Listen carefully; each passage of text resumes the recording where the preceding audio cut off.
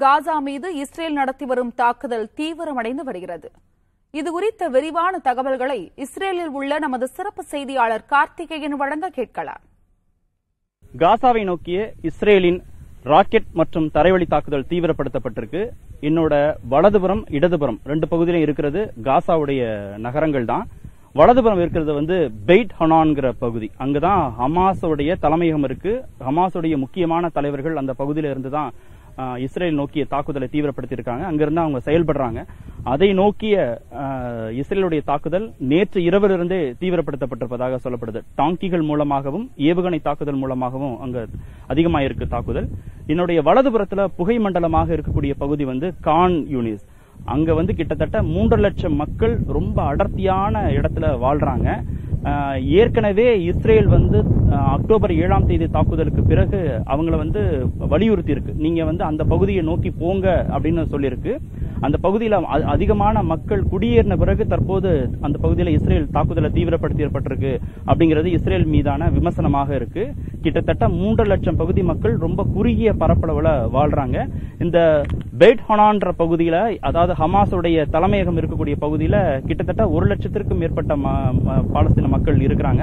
அங்கிருந்துதான் ஹமாஸுடைய முக்கியமான தலைவர்கள் இயங்குறதாக சொல்லப்படுது.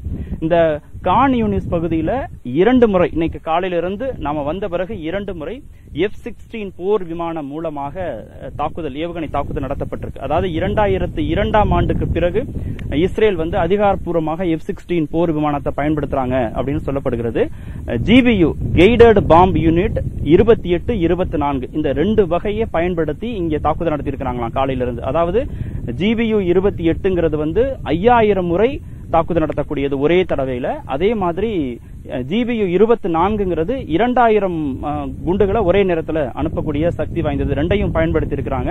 2002ஆம் ஆண்டுக்கு பிறகு இது அதிகாரப்பூர்வமா பயன்படுத்தி இருக்காங்க. அதாவது பெர்ஷியன் கல்ஃப் வார்ல தான் இந்த GBU பயன்படுத்தப்பட்டதா. இப்போது மீண்டும் அதை பயன்படுத்துறதா சொல்லப்படுகிறது. அதாவது லேசரை பயன்படுத்தி உருவாக்கப்பட்ட நவீன போர் முறையாது கடுமையான பாதிப்புகளை ரொம்ப ஆழமா ஊடுருவி போய் தாக்குதல் செய்யக்கூடிய அளவுக்கு இது வலிமை வாய்ந்ததாக சொல்லப்படுகிறது. எனவே உயிரிழப்புகள் கடுமையா இருக்கும், கட்டடங்கள் மற்ற பாதிப்புகளும் ரொம்ப அதிகமா இருக்கும் அப்படின்னு சொல்லப்படுது. லேசர் தாக்குதல் காரணமாக இந்த பெய்ட் ஹனான் பகுதி, அதாவது ஹமாஸுடைய தலைமையகம் பகுதியில பார்த்தோம்னா டாங்கிகள் மூலமாகவும் தாக்குதல் நடத்திட்டே இருக்கிறாங்களா. காலையிலிருந்து பல முறை இங்க இருக்கக்கூடிய செய்தியாளர்கிட்ட நம்ம கேட்டோம்.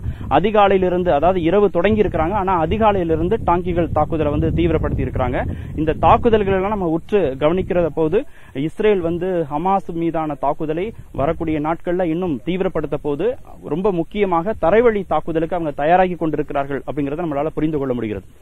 புதிய தலைமுறை தொலைக்காட்சிக்காக ஒளிப்பதிவாளர் மதுவுடன் கார்த்திகேயன், இஸ்ரேலில் இருந்து.